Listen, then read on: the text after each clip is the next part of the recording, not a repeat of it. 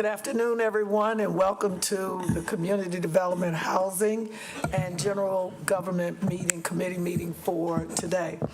On our agenda, we have consent and general items, and I'm going to turn it over to our city manager so he can explain the format of a first stab at how we frame the agenda for committee meetings and or council meetings. Thank you, Madam Chairwoman. Just a couple of things. You'll start seeing these on committee, on the variety of committees that were there. We're looking to try to group things to make them more helpful to council in terms of understanding and to the public of what issues are out on the various agendas that are coming before council or for the committees. In this case, we've got a couple of items in here that are informational that we wanted to make sure that you had that information and the public had that information, but the staff folks felt like it was either they had been here recently and reported on them, or they felt like the information was fairly self-evident, so they didn't need to read it back to you. So it's there if you have questions on that, or if the public has questions, they can ask them, but the information is there for information. Sounds redundant even when I say it myself. On the consent agenda, we're looking at trying to group some of those things there because there's a variety of things that are coming on consent. You'll probably see it more on the finance committee than these, there's a variety of areas that are similar. So we're putting those together so you can get a sense of what's there. And then you'd have your general agenda with those items as you normally would have for action. So I'll be glad to answer any additional questions on that if there are any. First of all, go ahead and let me verify the role of the committee. Everyone is here, Councilmember Monday, Clark, Co-Chair Scipio, and myself. So we're all present. And I'm going to go ahead and if anybody has any questions, but then we also have to approve the consent agenda and everything else as we move forward. Councilmember Burke, did you have your hand up? Anyone? Councilmember Monday. And then Councilmember Scipio. Thank you for alerting us to this. I have a question. Will these councils have an opportunity to speak in public at some other time to us and to the public? If you're talking like the Youth Advisory Council as an example. The youth themselves as opposed to a staff member. Well, the youth have been here in the last month or so and have made a presentation to council. So we're not taking that opportunity away. Is that right? No, that's right. Okay. This is just the annual report. So they've been here to present to you. Instead of making them come back a second time, we're providing the report to you. And y'all recognized them and had, I thought, very good dialogue with the Youth Council as an example. That's ideal. Thank you. Councilmember Scipio. So I hope this is appropriate at this time. What I hope will happen on these informational kinds of sessions is that we'll be able to provide comments on any that we think are significant. Is that right? Well, absolutely. If council members want to make comments, you have that prerogative for anything that's on the agenda.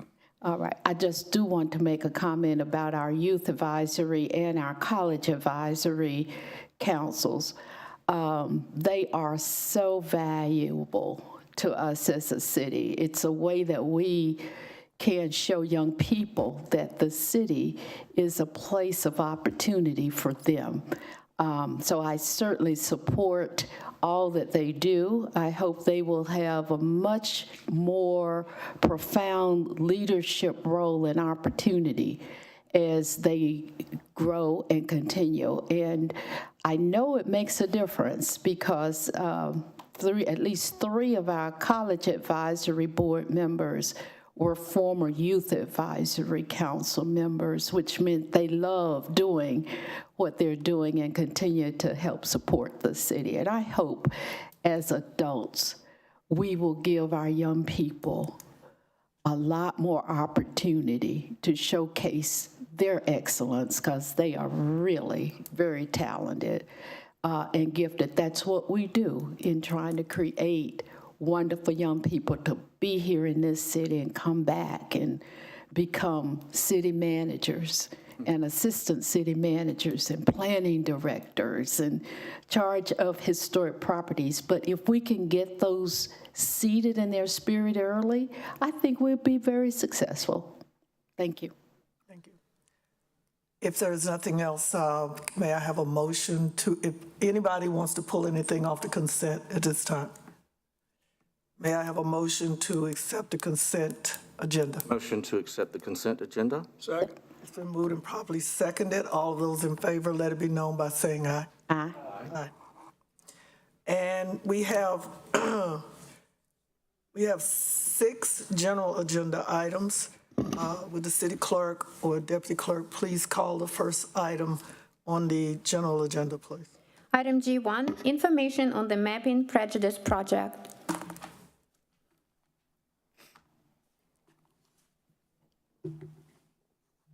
Hi, Dr. Russell Smith. Good afternoon. Yeah, appreciate the opportunity to come back and share a little bit about this project that's getting ready to get started here in our community. I guess I'll start. If you don't know who I am, I'm Professor Russ Smith, Professor of Geography at Winston-Salem State University for the last 15 years.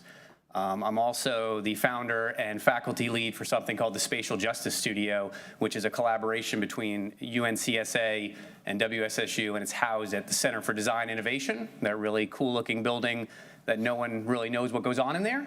Spatial justice, injustice Could you research. tell us your Yeah. address, please, for the Sure. record? For like my home address or for school? Okay. School. Sure. 601 South Martin Luther King Jr. Drive, Winston-Salem, North Carolina, 27110.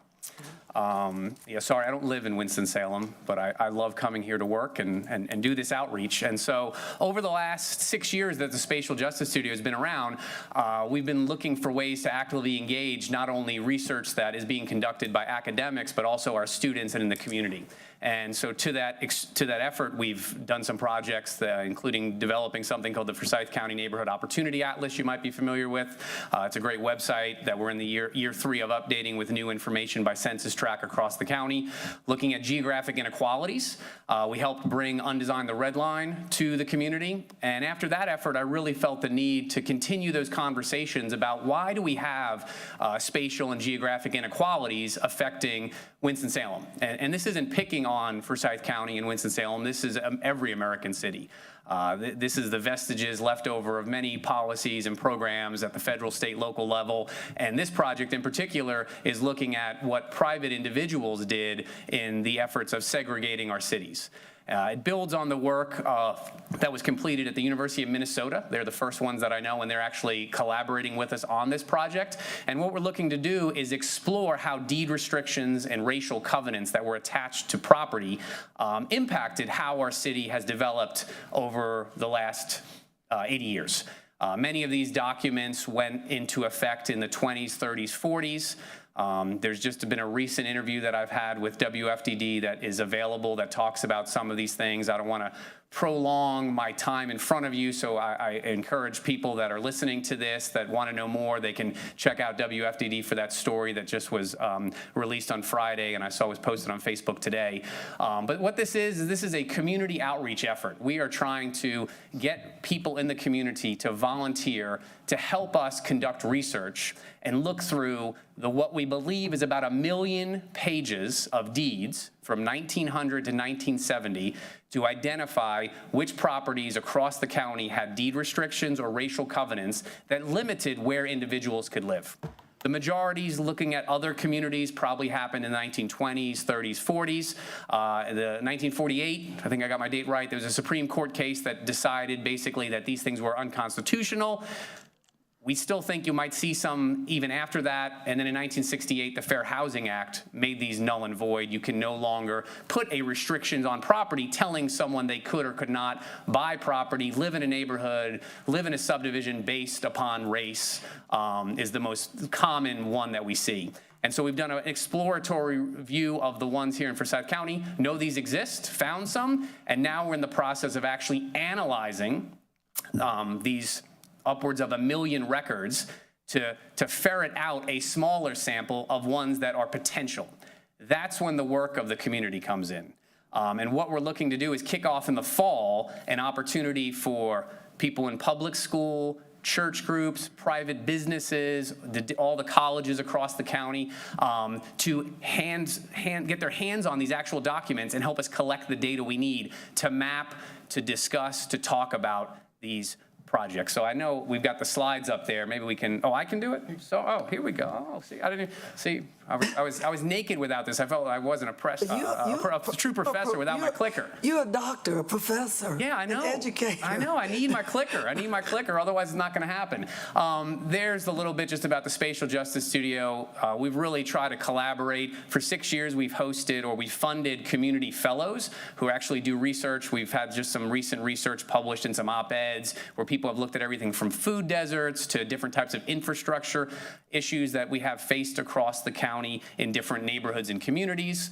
As some or all of you may be aware, the City Council in the past has talked about the need for understanding what has happened in the past and making amends, reparations, restorative efforts to try to fix things that happened that influence the geography still with us today. I believe this is an effort in that vein to keep that conversation going, to think about how can we begin to have a conversation about why do these differences persist? And these differences persist when it comes to a lot of different spatial injustices, housing values, food deserts, economic mobility. These are all geographic, space-based, place-based issues that have their roots in segregation that was a byproduct of federal, state, local, and private acts decades ago.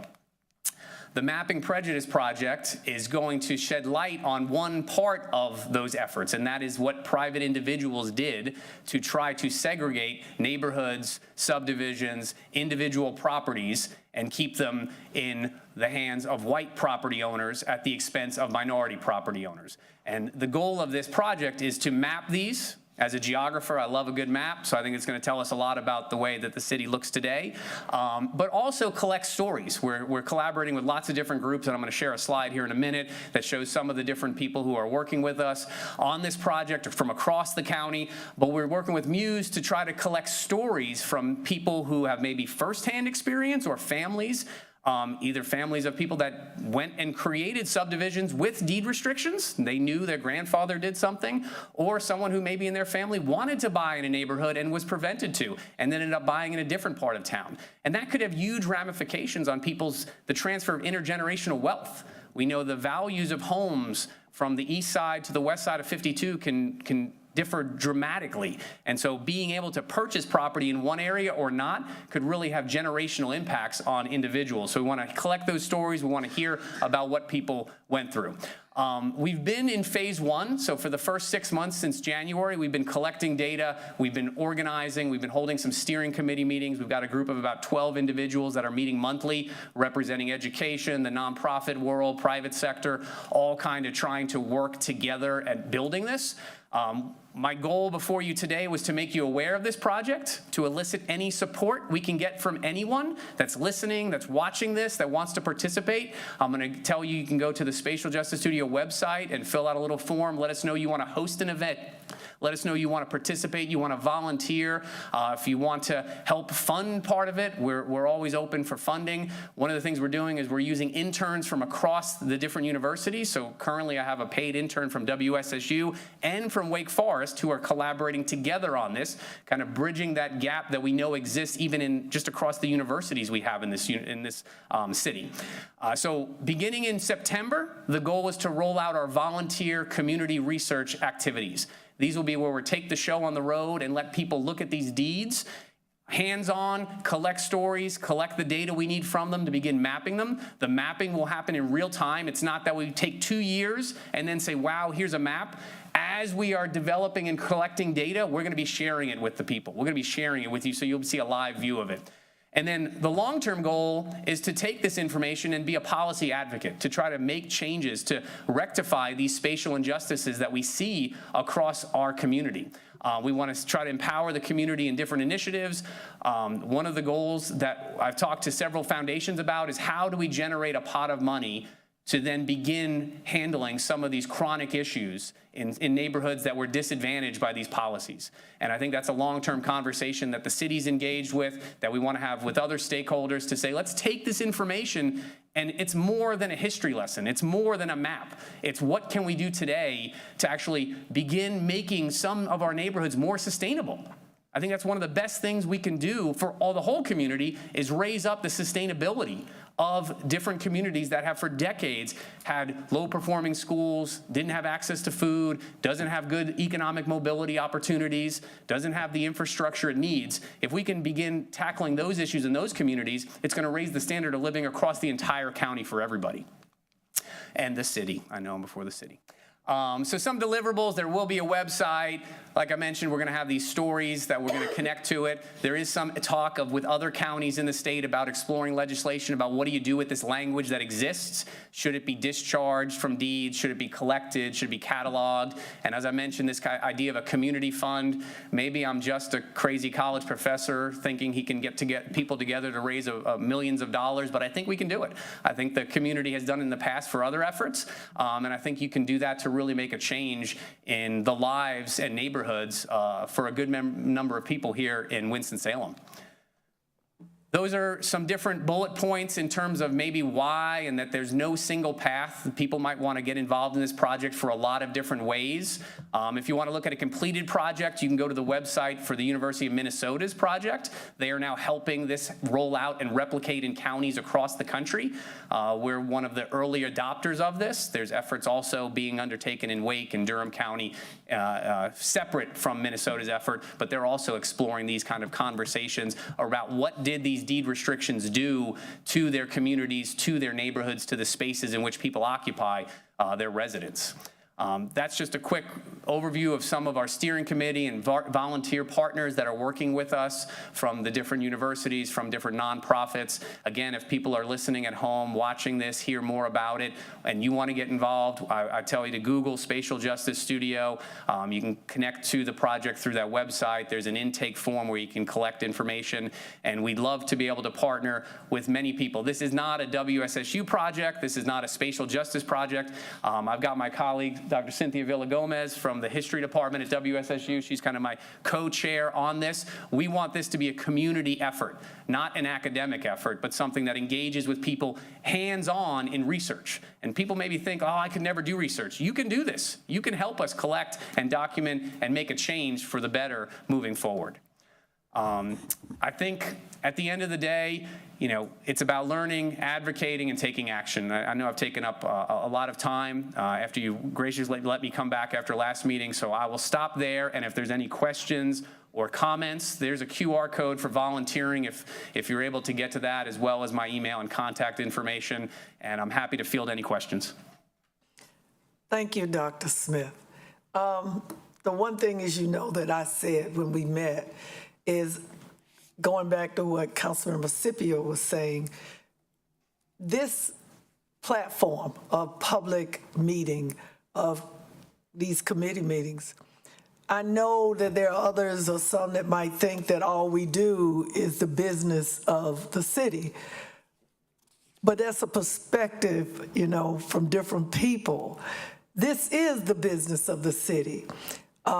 When you told me about what you were doing and we had a long discussion, I find that when information, unlike the other committees, Mr. City Manager, they can run theirs away. I'm running. Mine is part history, community, and all of it wrapped into one, because that's what community development is. So Dr. Smith's presentation, I felt, was needed to be heard by our citizens to understand that we have so many people in this city right now that weren't born here, weren't raised here, they came here later in life, and they really don't know what happened in our city and why our city is the way it is now. I'm not saying that this is the magic nail, but this had a lot to do with the separation of our city, whether it was Highway 52, whether it was Silas Creek, whether it was 40. All of that had something to do with the way this community looks now. And there's so much work to be done. And Dr. Smith, I commend you and Winston-Salem State University, Wake, and the School of the Arts for stepping up. Because what we have now in our society, we have people that don't want to know the history. They want it to be the way they think it is or what it should be to them. But again, if you have history and you have data and you have documents and you can validate and verify what took place, because again, a lot of people don't know. Are there any comments from any of the council? Councilmember Larson? Can I say one Councilmember thing? Scipio. Can I say one thing before they? Yeah, I think one of the things is a geography professor. Before that, I was an urban planner, is that people, they know things can change, but they also think some places are just static, that, oh, that's the way this has always been in that neighborhood, in that part of town. What we have documented and will continue to document is that there were reasons for the creation of these spaces. And because they were deliberately done, they can be deliberately undone. You have to want to see and make change. Well, a phenomenal change has happened in downtown Winston-Salem over the last decade or two. People might argue good, bad, what they like, what they don't like. It has changed. It's not how it used to be. So that gives you hope, if you want to think about changing other spaces, that these geographically unequal locations can become more sustainable, can become more just, and can become places that everyone wants to live. Thank you. Councilmember Larson, then Councilmember Scipio.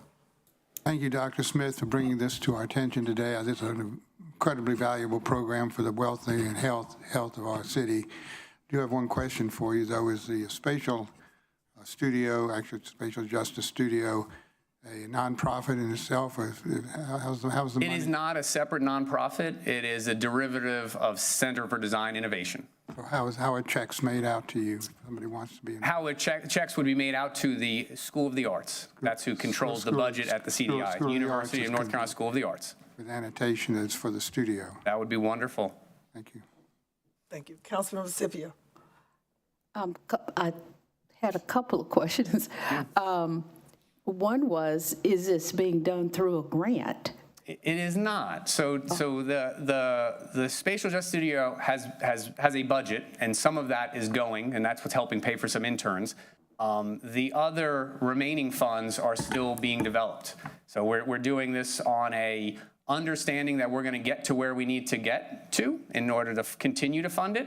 But we have the startup funds, and we're getting going. And I think once people see what is going on, I hope to continue to receive additional funds, as just alluded to by City Council Member Larson about where you can send a check to.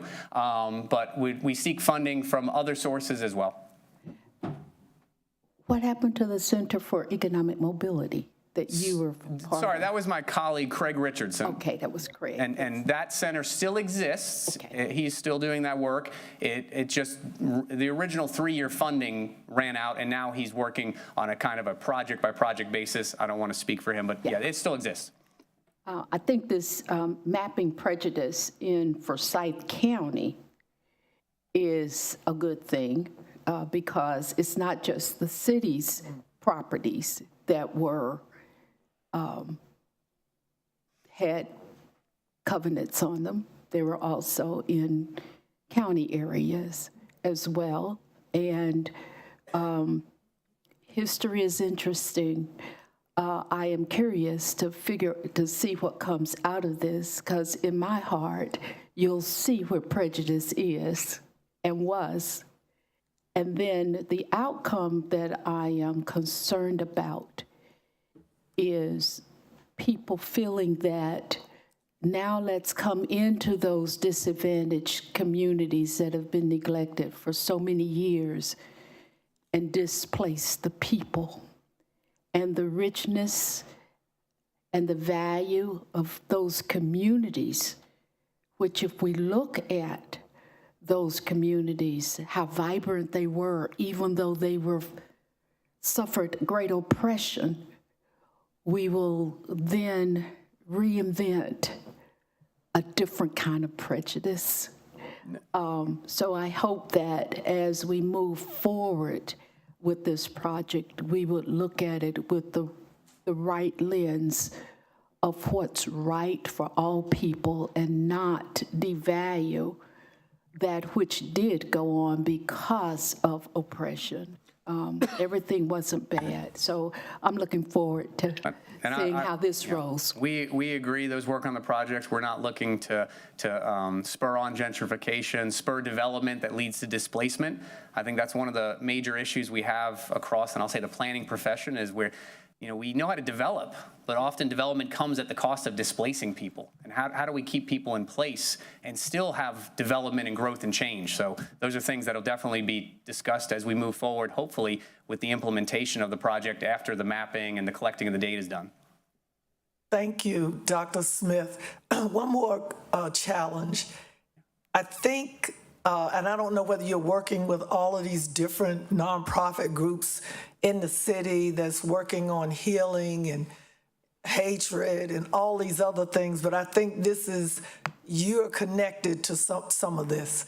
So I would implore you to get in touch with some of these groups, and if you don't have that information, I can have staff to send it to you, because I'm on a lot of their boards and advisory councils. And I think what you are doing, you and the universities and community, is very important. But thank you so much for coming today, and we apologize for putting you on hold last time. It was a very interesting meeting last time. I know. I hope tonight's shorter. Thank you. Tell me Thank you. about it. Thank you. City Clerk, would you please call the next item? Item G2, update on use of city contribution to Smart Start of Forsyth County for pre-K initiatives. Mr. Rao. Good afternoon, Chairwoman Adams, members of City Council. Delighted to welcome Dr. Lewis Finney, the President CEO of Smart Start Forsyth County, and Glenise Highsmith, who's the Senior Director for the pre-K initiative with Smart Start. They're going to provide an update on the pre-K priority initiative that the city is providing $350,000 to support. So they're here to provide an update on where they are with that project. Thank you. Would you please give your name and address for the record? Absolutely. Good afternoon, committee. Dr. Lewis A. Finney, Jr., President and CEO of Smart Start of Forsyth County, 78240 North Point Boulevard, Winston-Salem, North Carolina. Good afternoon. Glenise Highsmith, Senior Director at Smart Start of Forsyth County. Address same, 7820 north of North Point Boulevard. That's 27106. Thank you. Okay. And good afternoon again. I also want to begin by just thanking you again for the support that you did to transform an entire community, not just citywide, but also in our county. And hopefully you'll appreciate some of the short presentation that we have to show the value that you gave to some children and families. I just want to begin with just talking about some of the partners. When we embodied this, we worked with the pre-K priority and focused on some specific nonprofits that all had similar likes as it relates to children and families. And one thing that we added to this particular program was working with the Hispanic League, because what we found is that this organization can also do translation work, not just with Spanish families, but we found through this project that we're actually serving non-Spanish families and families who speak a language other than Spanish. And the classroom serves as 29 or 31 classrooms enrolled. We're also serves in Head Start classrooms and public school classrooms as well. What we wanted to look at is making sure that we were focusing on the private child care industry that is about 99% minority women-owned businesses, but also wanted to work closely with Family Services, who provides the Head Start services, but also the public schools, who also does the NC Pre-K program. And this gives you the breakdown of how many teachers were impacted. We also incorporated a data system to really manage a lot of the family outcomes. And it's a system called Child Plus that's nationally well known and used. But also we maintain that focus point because currently in our community, that's the preferred data system that's being used currently at Family Services. And they help manage that data system. But we also contracted out with an organization called Foresight Futures that helps manage some of the data as well.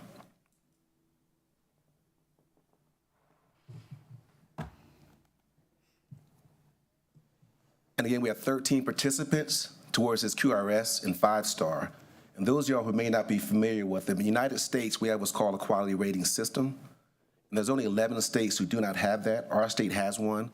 And the quality rating system is something that if a child, or particularly a parent, is looking for a quality center, they want to make sure they get a 3, 4, and 5. And part of Smart Start's role is we actually are the people who manage those systems, but once you become that system, we're actually able to fund you more.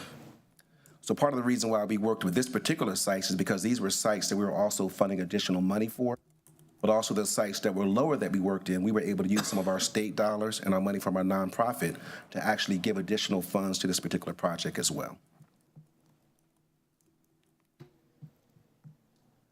A big piece we looked at was salary statistics. And one thing we wanted to look at, because of the specific childcare industry, for example, is really losing a lot of staff, what we found from doing a lot of the data is that the main reason why they were leaving is flexibility, respect for the profession, but also the salary and the equitables. And what we do in Forsyth County in Smart Start, we have a program called Wages, where we actually fund a contribution towards salaries of every private childcare provider in our county.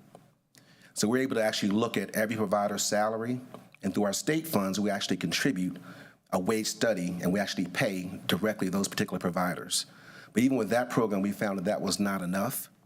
So what we did with this particular program is wanted to get them equitable pay to the public schools. So we not only funded the private childcare providers, but also the Head Start ones and family services. We actually gave them salary supplements as well.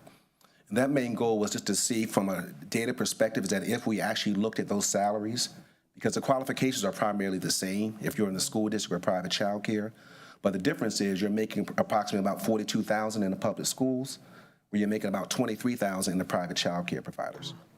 So what we do in addition to the wages, this particular project, we also uplifted their salaries to make them equal as well to the public schools.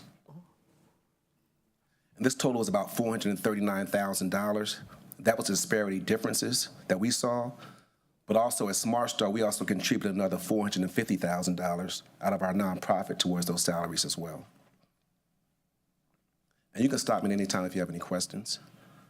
Dr. Finney. Yes, ma'am. How do you expect to sustain your programming? Okay. Which portion? And you can. That's just something you need to think about when you're talking to us right now.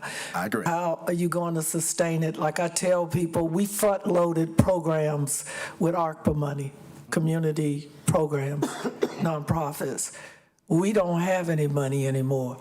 And we kind of made that clear to everybody, Mr. Rao and Mr. Tesh, that that money was a one-time deal, that if nonprofits and those that receive the money think doing budget cycle or anything else, that they're hopefully going to be able to, get more money. It's not going to happen. And I hate to be the bearer of bad news, but that is the truth. So we are really interested, and I'm sure Mr. Tesh and Mr. Rao will get it to us. But for you right now, what is your plan, 1, 2, to be sustainable? If you're giving people salary increases, you're getting people employed and trained, how do you expect to do that? And you don't know what the unknown is. Okay, good question. One thing we started about 6 months ago, but also strategically in our plan with this process is we've been working with a statewide organization called Children's Services Association. And what the legislature has actually put in their budget right now, actually the governor's budget is $24 million toward wages.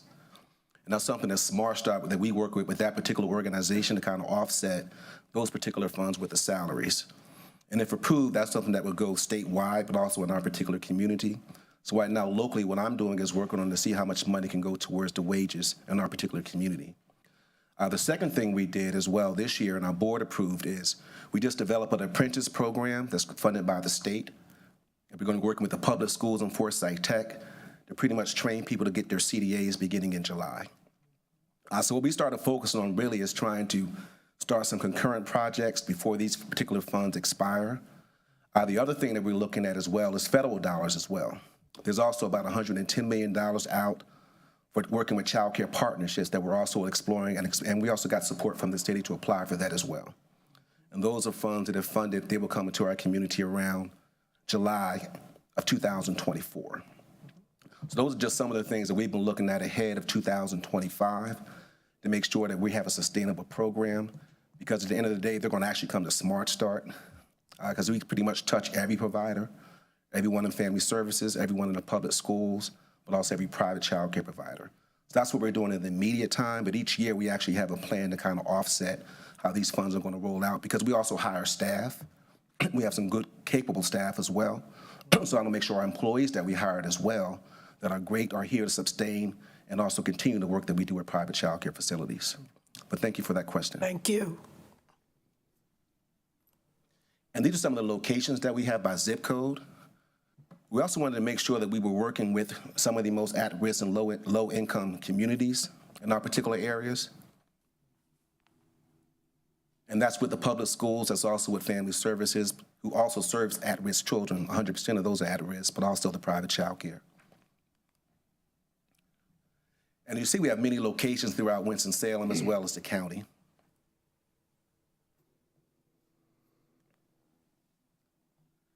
This is to give you some data as relates to the education. And contrary to popular opinion, our early childhood educators are pretty educated. People assume that they're having their high school diplomas, but in addition to these degrees, they also have multiple certifications, whether it be CPR and first aid, health certifications, certification to work with children with special needs. And all of these are teachers who may be making anywhere from between $11 an hour to $17 an hour, and yet you have 7% with a master's degree. And these are the assistant teachers and their qualifications. And this is some of the demographic information that we thought would be useful. And the area that's pending collection is the public schools. We're still getting some data on some of their demographics.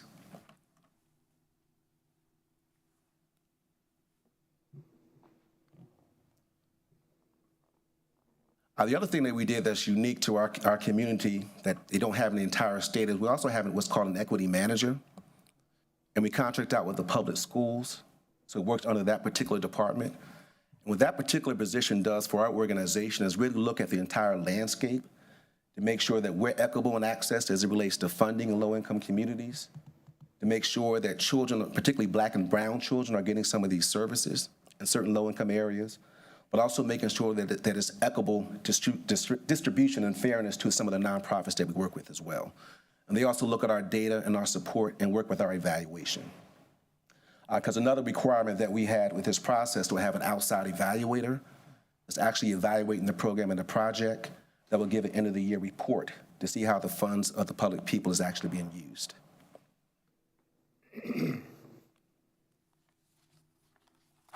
The other thing we wanted to make sure that we had aligned with the state, but also the local government and also national, is really a comprehensive curriculum that's research-based, but also it translates directly into the public schools. One of our major goals is really to work with the public schools, and I tell the superintendent quite often that my job is to make her job easier. So we make sure that we start with prenatal to make sure these children are ready by 3rd grade. That way, using this assessment tool, it aligns directly with kindergarten, 1st and 2nd, so it's pretty easy for these kids to transition into the public schools. But also this was chosen as well because family services use this tool, but also the public schools, so you really didn't have to train or retrain any new people at all.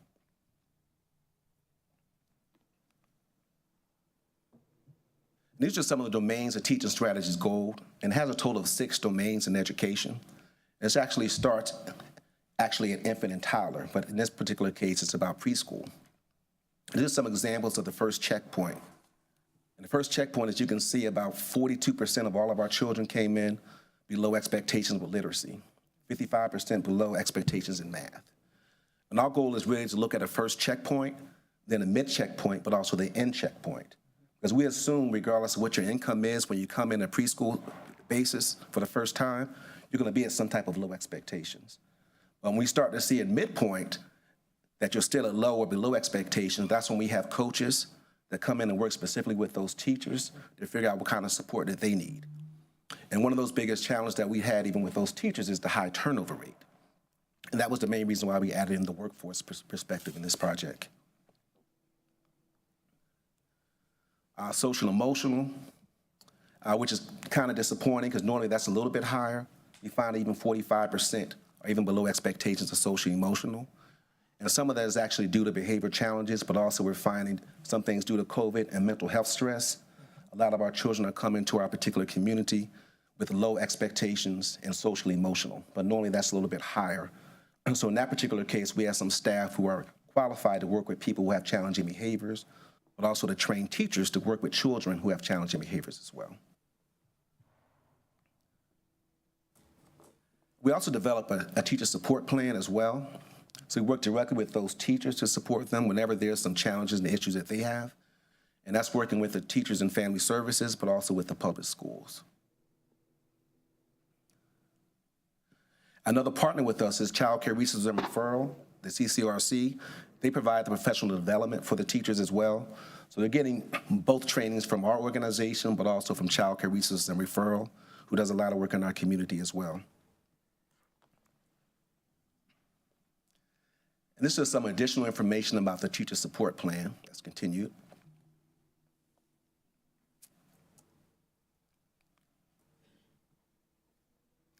And I want to bore you all with this specific data that our teachers look at, but you kind of get the idea of what we do. And that completes my update, subject to your questions and comments. Any comments or questions? Councilmember Burke. Thank you, Dr. Finney and Ms. Highsmith. I do want to say a few weeks ago, I had the opportunity to go to a ribbon cutting at Enrich Kids, which is located in the Northeast Ward, and it is one of the private child care centers that you mentioned. I was overwhelmed with what I saw as far as what is being done and what has been done, because brand new classrooms had been developed that were not there before. I was able to see the curriculum in every classroom that I went into. And immediately, and I said this that day, immediately I put on my administrator's cap and I just started to evaluate everything that I saw. And I can tell you that this presentation today aligns exactly with what we saw. And Councilmember Scipio was there as well, what we saw. I am so pleased with the way that these dollars are being used. We know that the foundation that a child receives, that pre-K foundation, will determine the successful outcome and successful future of a child. It is critically important. And we know also that there is a curriculum that is followed here that is aligned with the public school system. And this curriculum has built-in assessments to monitor the progress of the students, to see where they are at all times, and then to provide that support to get them to where they need to be. And then with the coaching that the teachers receive, it's a win-win. And then we heard from the teachers who work at this specific facility, and they are all teachers who have certifications in many areas, master's degrees in many areas. What I think is also important to understand that the first years of a child's life, pre-K to third grade, students are learning how to read. After that, third grade, everything and beyond, they're reading to learn. So they need to be able to understand the content that they're reading. And this facility prepares students. I saw it firsthand. And one other thing, and this is going to be the last thing. A lot of times when students arrive at school, and I taught elementary for 5 years, and I taught reading for 5 years. When they arrive at school, and if it's the first time they've been in a structured environment, they're already behind. They're already behind. And to get them caught up and to ensure that they are successful, the chances are slim to none. So in addition to making sure that students get the preparation that they need in pre-K, this program and these pre-K programs also help to identify any disabilities, any learning disabilities. And if you can imagine being able to identify learning disabilities when kids are in pre-K before they even enter into the public school system, this helps so much. Many kids have learning disabilities that are not identified until once they are in classrooms in 3rd and 4th grade. And can you imagine how a child is feeling at that point? They have just decided to just turn off from education. So I just want to say thank you for all that you do. And I am glad that you all have plans and ideas and strategies for continuing to find money to fund this program. And I think that because of the good that you're doing, money will come. Thank you. Thank you. Councilmember Clark, Councilmember Larson. How many kids or students are you serving? We're currently serving approximately 440. Okay, thank you. Councilmember Larson.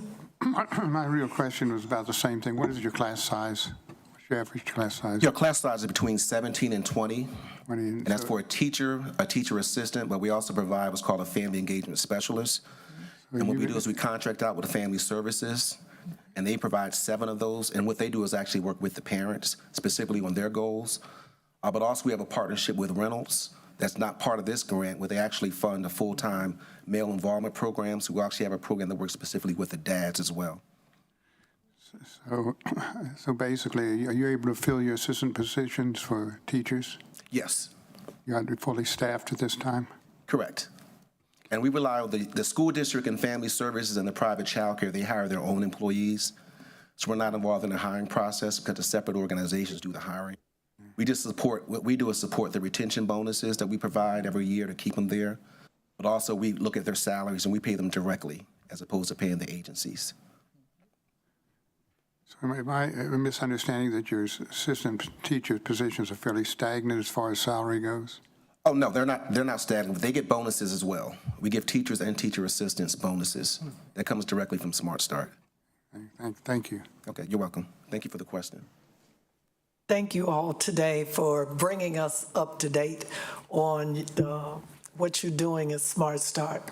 I know that last year, the city got into the education lane, but as I've said before, if we're not assisting with the quality of life of our younger citizens, then what is it that we can expect to happen when they're older citizens? So looking at the landscape right now with the county school system, all of the nonprofits, the city, the state, I think we are on to something good. And I look to you and your organization to continue to carry that torch, Dr. Finney. Okay? Thank you. Thank you all so much for being here today. Next item, please.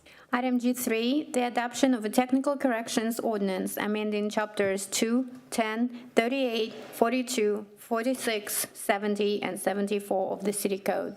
Attorney Carmen. Good afternoon, Mayor Pro Tem, committee members, and council members. I am going to focus on Exhibit A, and I'll try not to take too long. I have a few introductory comments. I think you will notice that most of the changes relate to contracting authority. By law, there are only a few categories of contracts that the governing body has to approve. And you will find out that the Winston-Salem City Council has approved more contracts than their colleagues in other cities like Greensboro, Durham, Raleigh, and Charlotte, because the contracting authority given to the city manager thus far is so small. So the purpose of this amendment to a large degree is to increase that contracting authority. And just so you have an example of what contracts are required to be approved by City Council, those are formal construction and repair contracts, essentially $500,000 or more. Informal and formal sole source contracts where you got specialized equipment and only one company essentially provides that equipment or service, and then piggyback contracts where you're attaching onto another contract that the state or another entity has. Those are the ones that are required to be approved by City Council.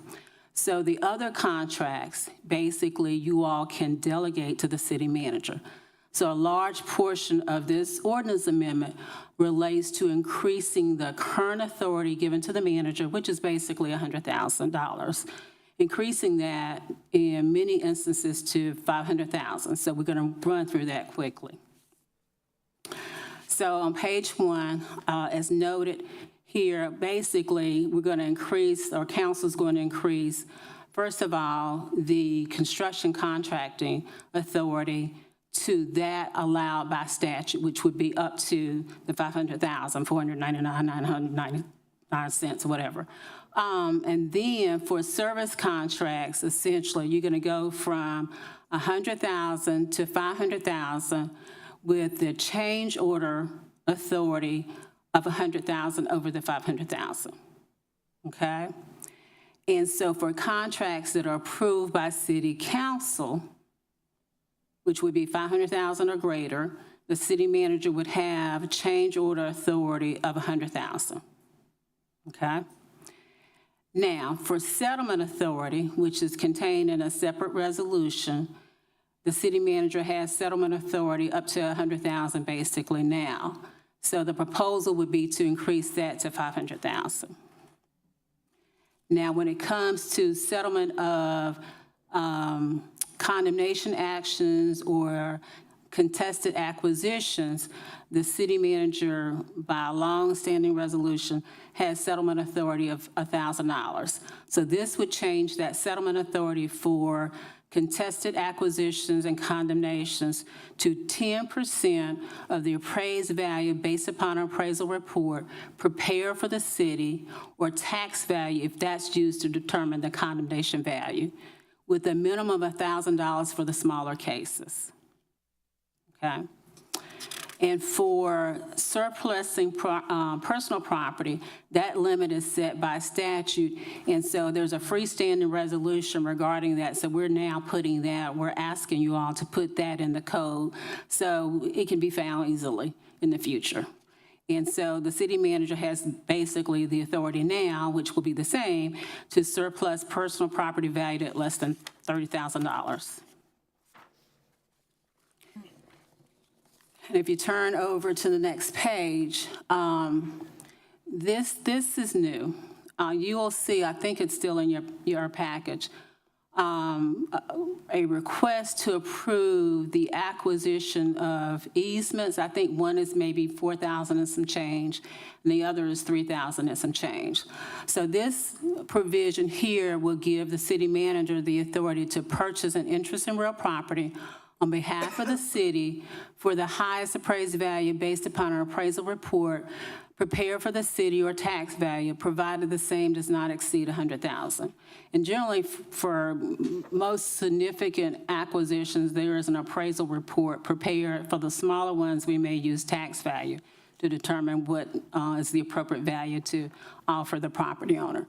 But this would give the city manager the authority basically to purchase on behalf of the city property, and usually for water, sewer projects and road projects, things of that nature, but for an amount not to exceed $100,000. And then the city manager would report annually to city council the names of the sellers, the amount paid by the city, and the uses of the property.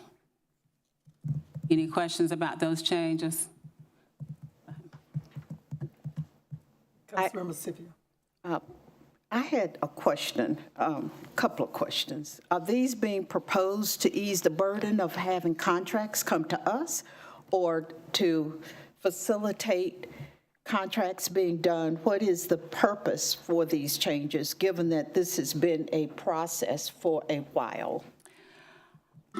Both, I think, basically are driving the changes. I've heard from staff just the backlog and the time it takes to get contracts approved by city council and through that process. So it's to facilitate faster execution of those contracts. And quite honestly, I've heard from council members about why we're approving contracts for this amount of money. It's pennies compared to what we normally have to approve. So I've heard, so both are basically driving forces behind the change. So I had a couple of issues about how much money, if we had to look at last year, how much money did we have to, that would fall under the $500,000? I mean, you know, everything is aggregated. So if I add up all of the money, are we giving the city manager approval to approve 500, not 500, yeah, could be $6 million if you total it all? I just want to know, what are we allowing the city manager to do with the new limits? And how much would that be? Just because I think as being responsible for fiduciary for the city, we got to make sure that we're covering our responsibility. So if we aggregated it all, does it add up to millions of dollars in revenue? I'm sure that with the budget office and perhaps the city manager's office, we could try to get that together. But let me make sure I understand kind of what you want. You want, in general terms, the total amount of contracts, had this already been in place, would have been approved last year. Yeah. And how many contracts generally are we talking about? Yeah. Is that something staff can help me try to get before Monday? I see Mr. Tesh back there grinning, so evidently he and Mr. Rao got something going on. But we'll try to get that before And Monday. I had a question about that 1,000 to 10% of the appraised value. Clarify that. If the appraised value for a piece of property is $6 million, so they can approve up to 600,000, is that what that is like? What's the threshold? There's no maximum on that, it's just 10%.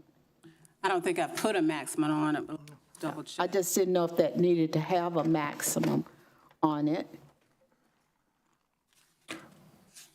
Just as a clarification, Councilman Scipio, as a city manager or city staff, we can't spend any money that hasn't been appropriated by council for those purposes.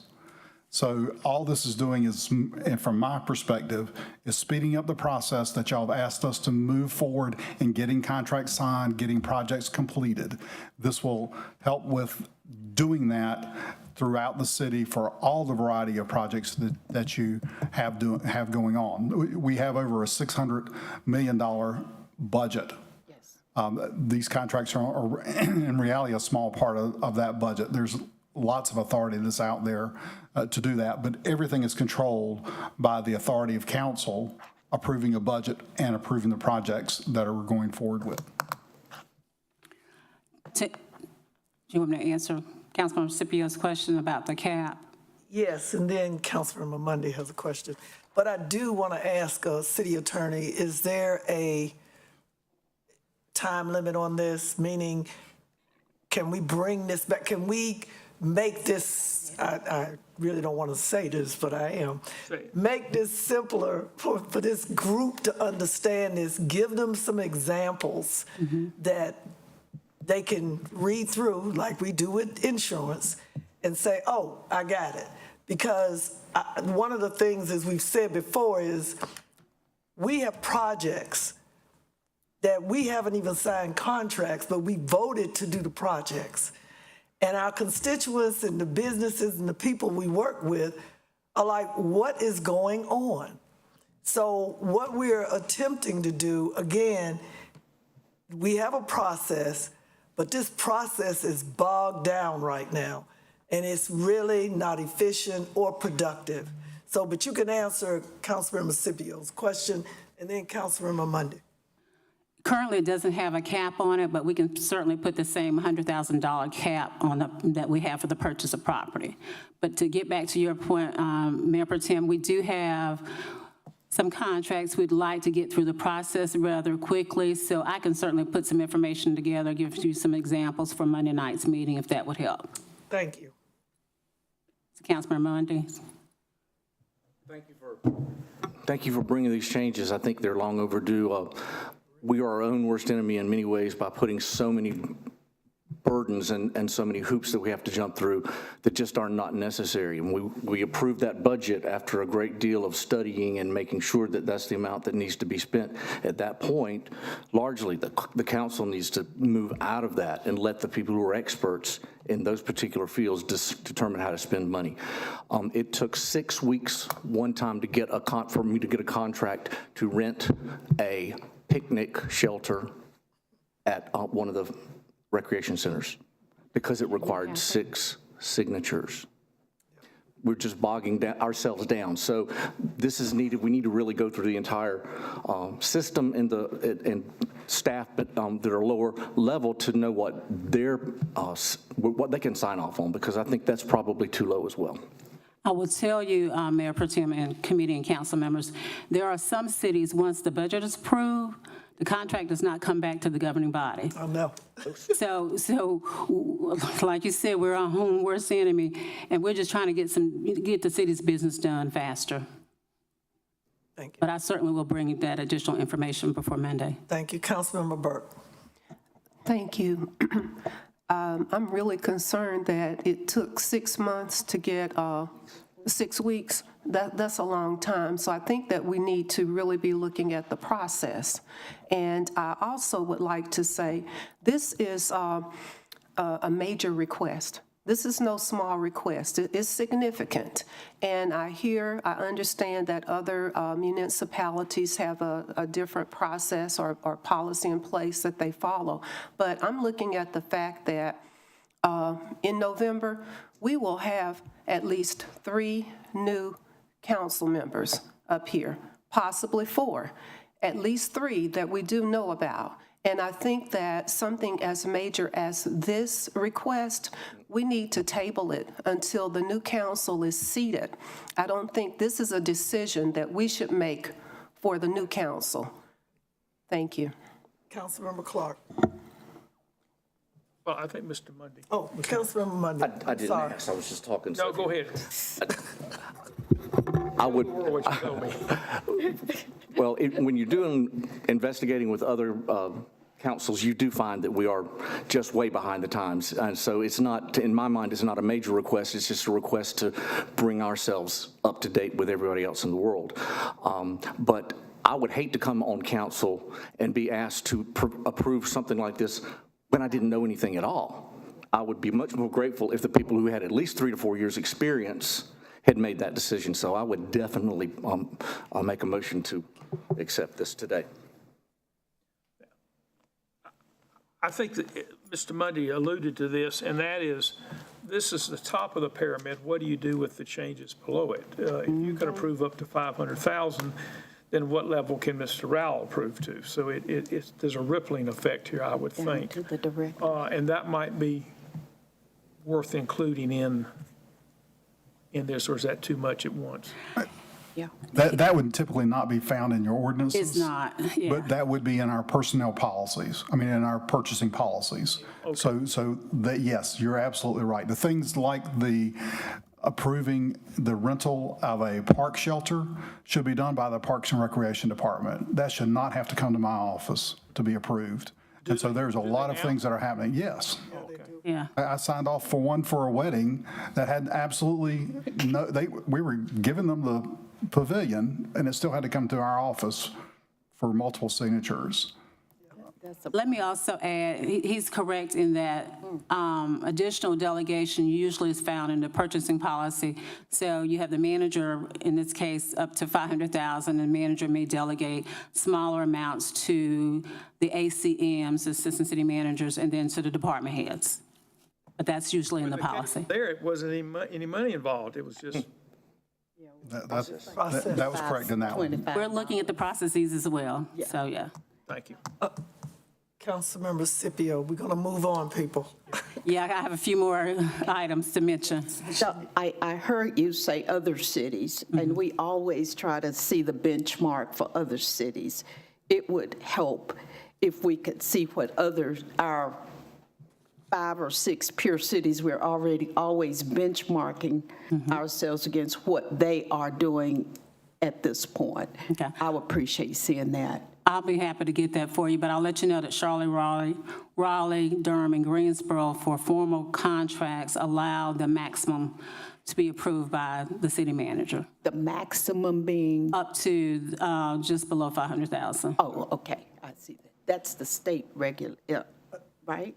For state regulations, the city council has to approve formal contracts, 500,000 above. The other cities are allowing the city manager to approve those below that amount. Got you. City attorney trying to get through it. But again, Councilmember Mundy, was that a motion that you? I would like for it to be, but I want everyone to have an opportunity to ask questions. We're going to let the city attorney finish her presentation. I'll rush. And then we're going to entertain a motion. Okay. Thank you. Real quick. So page 2, just to note that this is new in terms of removing records from City Hall. We didn't have anything in our code about that, so I pulled it from Raleigh that if you remove records from City Hall, it's a misdemeanor basically. And then, as you've seen in council chambers, individuals have come in with signs, and so this puts some regulations, parameters around those signs. You can't have them on sticks and things of that nature. This is also from Raleigh. Page 3, let's see. In terms of voting, just to clarify that for anything that's quasi-judicial, it's the majority of the council members that have to vote in the affirmative for an item to be approved, so basically 5 votes. Let's see. Also, we're removing the Stormwater Appeals Board, which has never met. And staff will be coming back with a Stormwater Advisory Board, serving in a different capacity later on. There is now an attendance policy that's being proposed for city boards, committees, and commissions. Basically attend 65% of all regular and special meetings. Some committees, boards, and commissions have higher standards, so this will basically set a minimum. The changes to 38 are just technical changes. In terms of banners, making that process similar to murals. Let's see, changing the cafe, sidewalk cafe permit process to run from instead of a fiscal year on a calendar year. And then the other changes are basically department name changes. And that's it. Thank you. Thank you. Councilmember Clark. I was going to move approval. And I'll second. I have a motion to approve and a second, Councilmember Clark and Monday. Committee members, all those in favor of the motion, please vote electronically. Are we voting electronically? For the first time. Got it. You're not as automated as the Finance Committee. Because you got the money. You don't want to go there. And the motion passes. Thank you. Thank you. City Clerk, would you please call the next item, please? Item G4, resolution authorizing the conveyance of certain city-owned property for the development of affordable housing in the Ridgewood Place neighborhood to True Homes East Ward. Ms. Gilman. Good afternoon, MPT, members of the committee, and other members of council. I'm Tanya Skillman, Assistant Housing Development Director. On November 14th, 2022, City Council approved acceptance of the offer from True Homes to purchase 31 city-owned lots for tax value in the Ridgewood Place subdivision near Hines Drive and I-40 to build affordable single-family homes for home ownership. The offer was revised during the due diligence period as topography challenges were identified on 9 of the lots, so 22 of 31 city-owned lots were conveyed instead. The 22 lots are currently under construction with the first homes completed and available for sale. Presently, True Homes offers to purchase 4 of the remaining 9 lots, previously approved, and an additional 5 city-owned lots for a total of 9 in the Ridgewood Place subdivision for $9 for the development of affordable single-family housing for home ownership. The sales prices for the homes will range from $205,000 to $245,000. I'm happy to answer your questions. Councilmember Clark. Other than selling the lots, do they get any other subsidy from us? They do not. Thank you. Any other comments or questions? Councilmember Burke. Do we have any images of the homes to share? During the In presentation. the presentation in your agenda book, the last document, The last one. see it? Yes. May I have a motion, please? I move for approval. Second. It's been moved and properly seconded. Councilmember Scipio, Councilmember Clark. May we vote, please?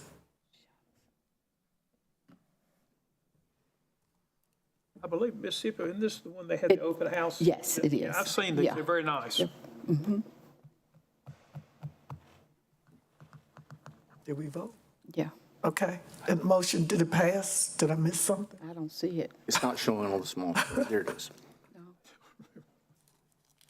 Okay. It passed. Okay, I'll take your word for it. Moving on, may the clerk please call the next item, please. Item G5, consideration of items related to funding to the Moravian Church for development of 4 lots for affordable home ownership, Southwest Ward. Skillman. Thank you. The Moravian Church requests to purchase 4 city-owned lots for $4 and $160,000 of state ARPA funds in the form of a forgivable loan to support construction of 4 single-family homes for affordable home ownership. These lots are located on Sunset Boulevard in the Southwest Ward. The homes are 3-bedroom, 2-bath, with a maximum sales price estimated to be $194,000. With the $40K subsidy, the homes will be available for $154,000, about $154,000, and set aside for buyers earning up to 80% AMI. The forgivable loan will be provided to the developer during construction. As the houses are sold, the loans will be transferred as down payment assistance a down payment assistance loan to the homeowner. Homeowners will sign a secured 20-year down payment assistance loan equal to the appraised value less the sales price. A portion of the loans, in this case $2,000, will be forgiven annually over the 20-year term. The balance of the loan must be repaid if the owners decide to sell before the term of the loan ends. I'm happy to answer any questions, and the development team is available to answer questions as well. Thank you. Councilmember Clark. It would be helpful for me, and I'm going to abstain today on this, but I'd like it for the meeting. We've done, 6 or 7 single-family projects. If we could have a quick chart that showed what we sold the lots for and if we gave any building assistance, so to speak. Okay. Because my concern is we seem to be all over the field. I believe in the previous one that was True Homes, they actually paid tax value for those first lots. Declined the group we just voted on because of some topography issues. We just sold those for $1, but they did not get any subsidy other than that. The other extreme, the Habitat at Happy Hills, we gave 100% subsidy to pay for the house and gave the land. This is somewhere in between that. I would like some type of chart that shows me where we are. My concern is, and also it'd be nice to know where, and this is true for any housing, what bucket The money is coming from and how much money is left in the bucket. Because I keep being told there's not much money left in the bucket, but we always seem to have money in the bucket. So I just want to be sure we're not writing checks we can't cash. I do think we need a policy on how much we subsidize and to what degree. And I would say the same thing. Now, this is not multifamily here. The multifamily seems to be a little bit more consistent, but a little variety there. And I'll probably ask for the same thing when we get there. But for next Monday, when we do this, and I don't think Mr. King gets more than 6 or 7 single-family projects. That sounds about right. It's less than 10, so we should be able to pull that data together.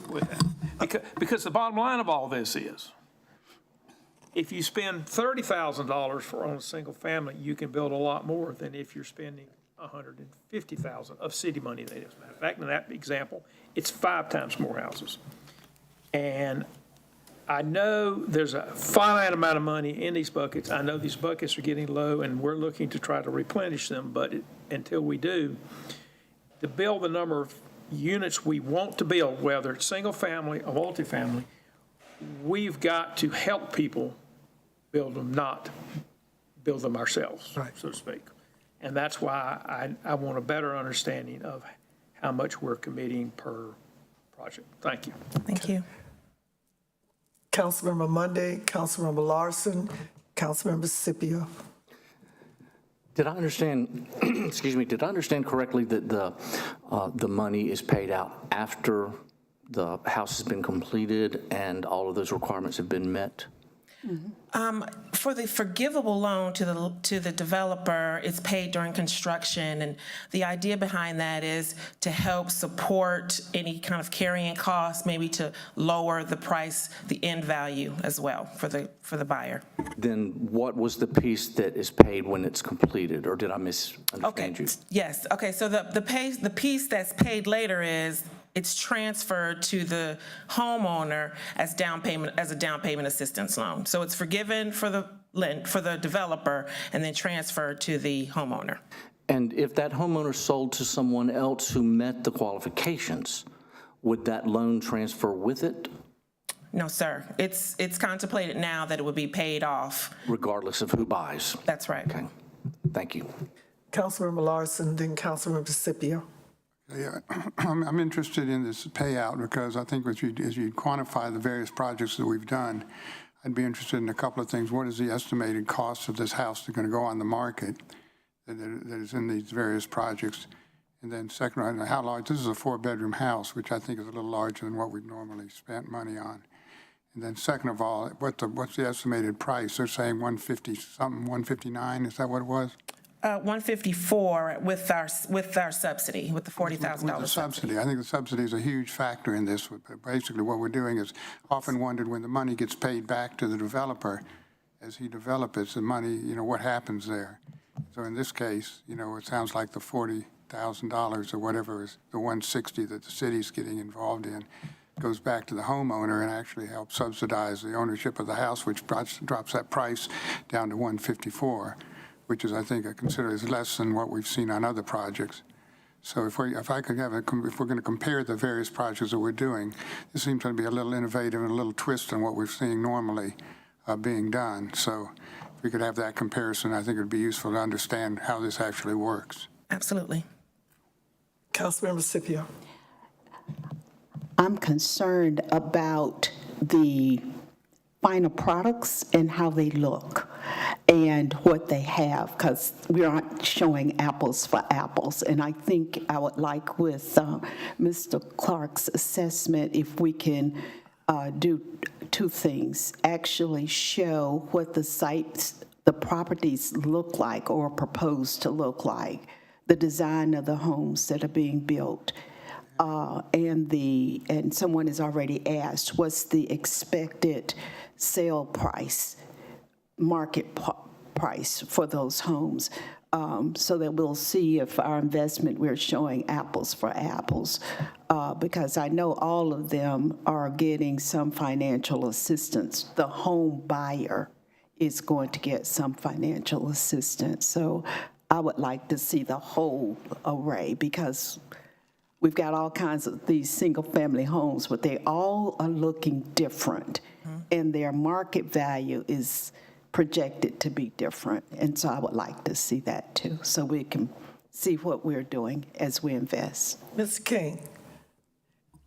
Yes, ma'am. We've had this conversation too many times to count, haven't we? Indeed. Okay, where are we going to go with this? And we haven't gotten a motion on the floor yet, Councilman Monday. I see you, Councilmember Burke, but I want to talk to Mr. King about something. For the past 2 or 3 years, I have been saying that we need a process, that we need standards, we need examples for residential, multifamily, duplex, condo, whatever. and we don't have it. To Councilmember Clark and everybody up here, this is not the first conversation we've had about this as a council, that we are all over the place. It depends on what day of the week you show up in here that we feel like giving you money. We've never really asked for, we get the exhibits of the drawings, but we've never delved as deeply as we've been going on this one. And for me, I like everybody to be treated consistently the same. And staff, you all know that. I want you to get together with staff, your staff, or whoever you need to get with. We need a process. We need procedures. We need organization. And we need examples in a matrix or however we put it together that this council or the new council in a few months can look and see how we transact housing business, the value. How do we equate that one unit gets 200 and something and another unit we fight about 150 something? We disagree on how it should look. I respect you that you're gonna go out and you're gonna find whatever it is that we need from other cities or whatever, how we do this, because I'm sick of this already. I'm tired of this. That we are now fighting over the livelihood and the quality of life of our citizens because we all got a different opinion as to how this is supposed to look. I want, city attorney, I want, just like what we did just a while ago, I want structure that we can look at and we can debate that. But at the end of the day, our citizens need to know that we are making decisions, developers, home builders, banks, whoever, that we are doing this consistently, equitably, and not just a fleeting moment, because that's what we've been doing. Councilmember Clark, I asked, I need to see examples of the money, the capital stack. Where is it coming from and out of our coffers? What is the Fed putting in? What is the state putting in on every developmental project? Right now, we all over the place. And if this council is happy with being all over the place, I'm not. I'm not. And the job of the committee chair is to provide structure and leadership. And I'm trying to do that, and I've been doing it for a while. Do you have any questions, Mr. King? And then I'm going to listen to Councilmember Burke. No questions, Mayor Pro Tem. Got you loud and clear. I think that's something we can work with the staff and neighborhood services on to come back. Give us a little bit of time to do that research because we want to get it right. But I think what we can come back to you with is a process on both, on basically anybody who's looking to develop affordable housing in our community, what they should expect, what the committee and the council should expect from your end of the process. And also probably some ways we should score and evaluate these, because not every request is the same. Some have better metrics than others, and we probably need to bring you some kind of scoring matrix that at least points out some pros and cons and assigns some values to them so that you know what you're looking at and the good points and the bad points about it. So no questions on my end. I think we'll go back to work with staff, give us a little bit of time, and we'll come back and we'll bring those documents and those processes. We'll have a little presentation here at your committee to talk about what that looks like. Councilman Burke, and then I'm gonna make a suggestion for Councilman Monday, hopefully. Thank you. I met with this group about a week ago, and I asked for some properties where they had built already. They gave me 3, 130 East Sprague Street, 603 Mildred Street, 110 Marta Drive. I went to those locations, and I realized when I saw these houses that if we did move in this direction, then we are adopting a policy to be all over the place. We have not before, but if we move toward what I saw at these locations, we would be. We have an image today attached to this agenda item.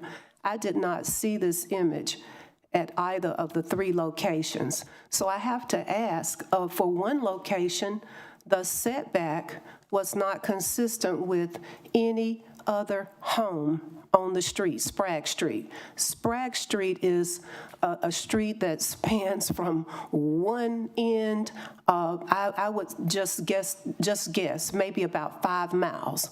All of the homes have the same setback except for this home. And you would not know that this is a newly built home just from trying to see through all of the vegetation or garden from the street. And the only way to access this home is to drive down a back alley, unpaved road. And that is the same alleyway and unpaved road that anybody else that wanted to access the back of these homes would travel down.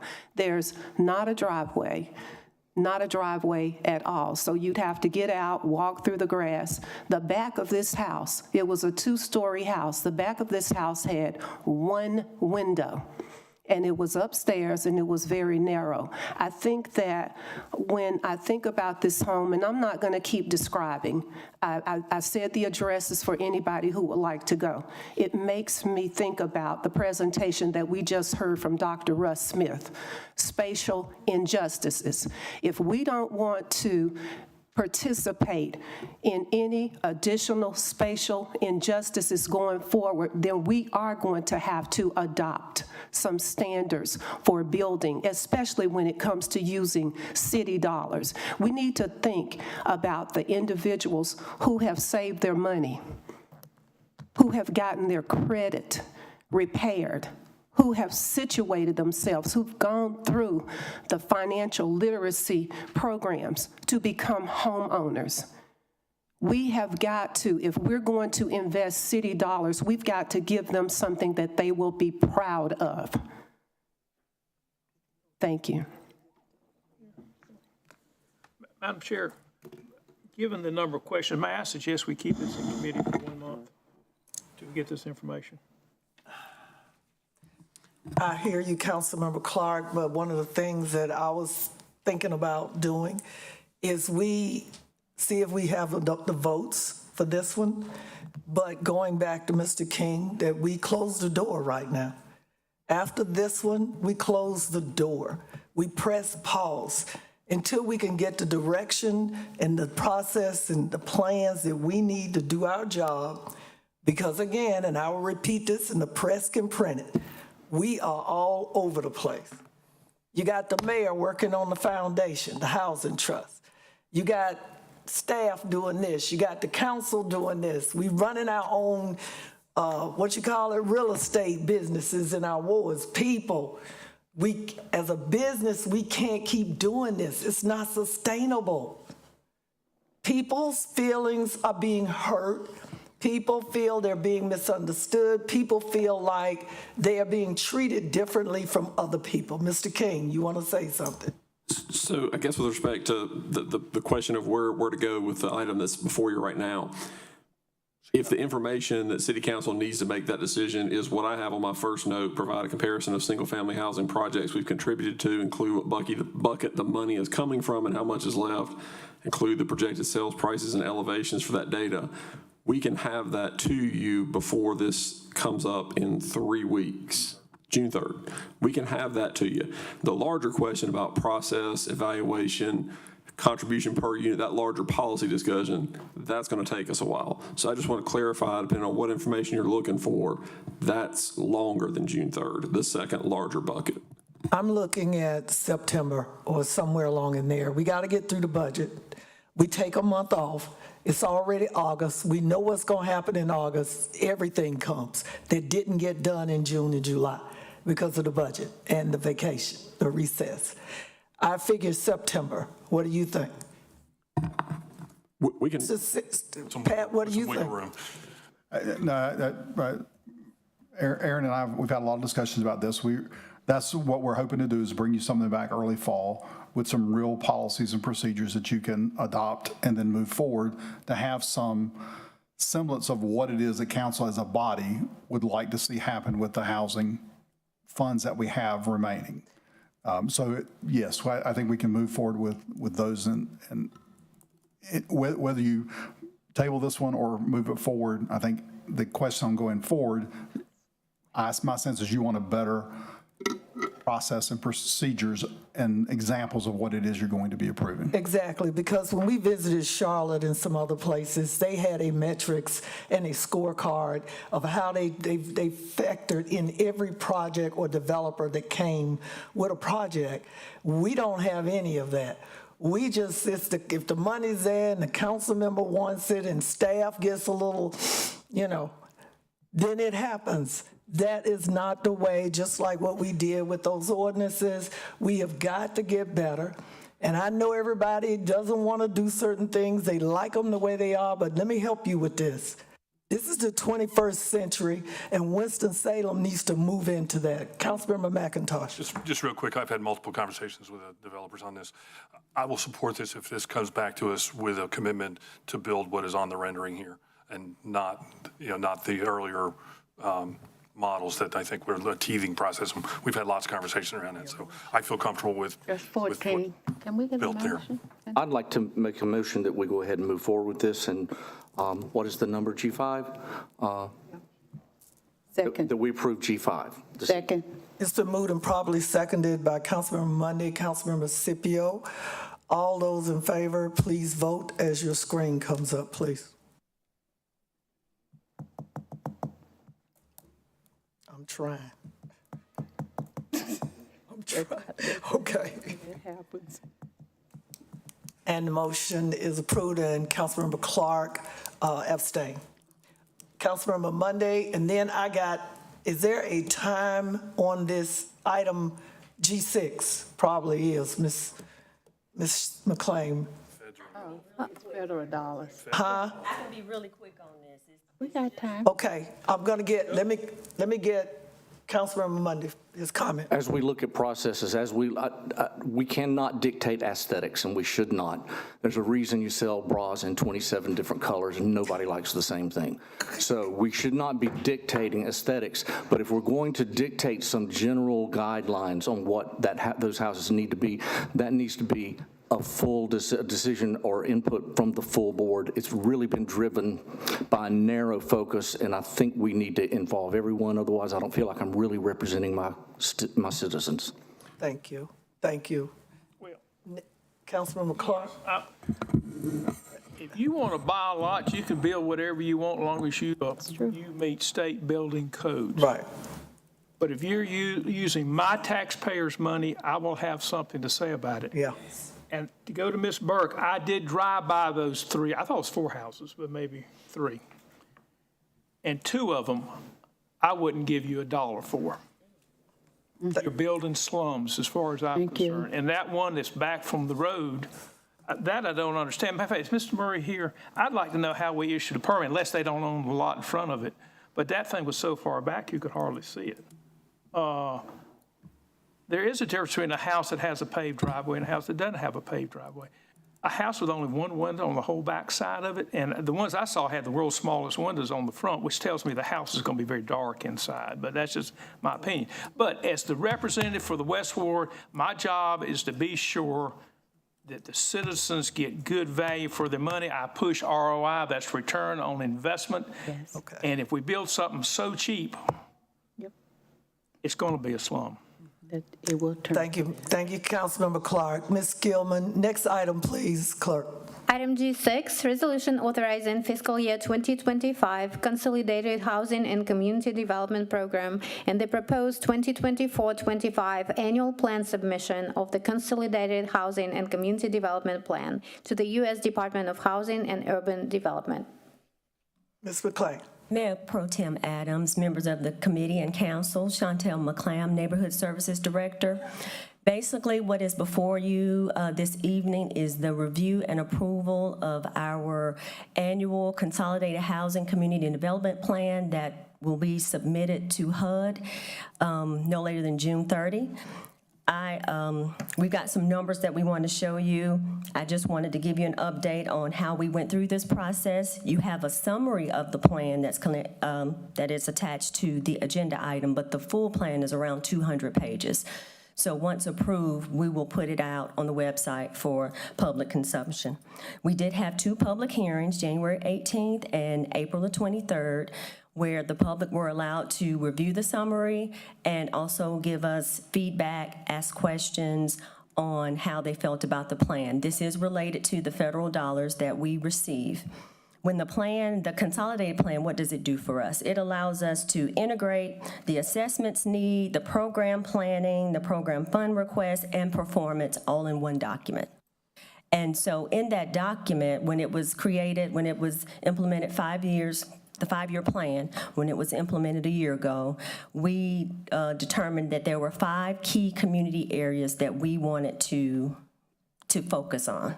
And those areas were neighborhood revitalization and housing conservation, housing production and neighborhood development, expanding access and opportunities, expanding economic opportunities, and expanding coordination and accountability. And in each of those areas, there are activities that are performed in those areas. And so I thought what would be most beneficial is for you all to see the numbers and the activities in those areas. So as you can see, our biggest area of focus is going to be in the public service and homeless assistance realm, and also housing and rehabilitation operations on the pie chart. The next chart actually breaks down the money in all of those coffers. This is what it looks like in each of those key activity areas, housing and rehab and operations. We've got a little more than $3 million that we plan to spend. Also in public service, homeless assistance, almost about $5 million, but there are the other key areas: acquisition clearance, housing production, home buyer assistance, all of those areas. Then we go and we further break it down so that you can kind of see what is included in those areas as it relates to rehab.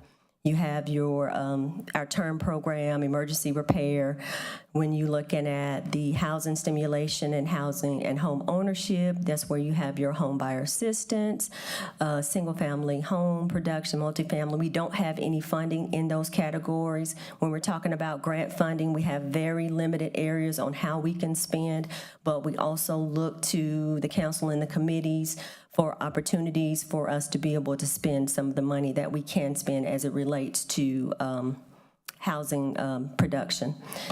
We also, like I said, the biggest area that we focus on, a lot of this grant funding is going to go towards public service and services for those experiencing homelessness. We've got our emergency homeless shelters. We got transitional housing, which is our permanent supportive housing. We've got rental assistance programs, and then there's administration, training, staff, all go into these categories. And if you all have any questions, like I said, this is just basically review and approval of this annual report that we have to submit to HUD in order to continue to receive our funding. Any comments? Councilmember Larson and Councilmember Scipio and Councilmember McIntosh. Thank you for this presentation. It's very comprehensive, but can you show me where turn is actually on the chart? I don't quite see that. Turn's not federal money. Turn, you mean the TURN program? Program funding for the turn. It's at the very top. 4%.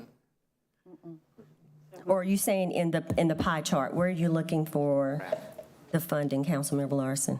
Breakout by projects. There's emergency repair, citywide rental. Our expected spend in TURN, we've got $772,966. We're prepared to start spending on that, what? We're going to start spending on those funds effective June 1st. You know, a few weeks ago, we brought a new program to you all highlighting the changes that we're going to make. So effective June 1, we will open up that application process and we will begin using those TURN dollars. We have several projects that are in the pipeline right now, don't we? We have some backlog in that category? Not as it relates to TURN. TURN is an application process, so we do not have a backlog. You may be thinking about our rehab, which a few months back, we did a collaborative deal with Forsyth County, so they're taking over the full rehab in all of the areas, both the county and the city. We are handling the TURN rehabs, which are in a specific mapped area. Councilmember Scipio. Just a clarification, under residential rehab, the program operations is of 1.2 million. Is that staff? Is that our staff? No, it wouldn't just be our staff. It's going to be all things related to the program in those, and it just won't be TURN. It's going to be all rehab. So that's going to include the amount that we assist the county with. Because we do have a collaborative contract, and we're giving them $500,000 over the next 3 years. That looks like the line under program operations. It looks like 671,000 for the county. So I was just trying to understand what that 1.2 million is for rehab, if it's not our staff cost. It's not completely staff costs. I can break that number down further. I was going to say, Ms. McClain, you can prepare that, get it into the tablet to the city clerk so that they can look at it over the weekend until Monday, okay? I will do it. Yeah, I do have a couple other questions on that. The homeless ESG, that's a lot we're putting towards homelessness. Are we planning to do something in the coming fiscal year that we are not currently doing? No, we're not planning to do anything additional. We will bring some recommendations as it relates to homeless. You know, we brought out the pods for you all to see. So there's some recommendations that we're going to bring to you at a later date that can be spent in that area. It's just that funding, when it relates to homelessness, we have to spend it in a particular area. So here you see the funding line items, but no projects actually attached to them yet. Outside of agency funding. Right. Okay. Councilman McIntosh. This is a report prepared to show how we're spending federal money. Yes. Correct. Yes, sir. Is TURN federal money or local money? TURN is local money. So that's kind of an aside. That's an aside, yes. What I was going to say is, during the public meeting that I attended, there was a lot of confusion about, questions about stuff that was coming out of local funds. This is just federal funds. Mm-hmm. There's a whole nother conversation to be had about local funds, but this is just specifically how we're spending money that's flowing to us, either through the state or directly from the feds. Yes. And that's what this report is about. Yes, that's what the consolidated plan is, yes. Thank you. Thank you. May I have a motion, please? Move approval. Second. Second. It's been moved and properly seconded. Councilmember Clark, Councilmember Monday. All those in favor, please exercise your voting electronically. And the motion passes. Thank you so much. This meeting is adjourned.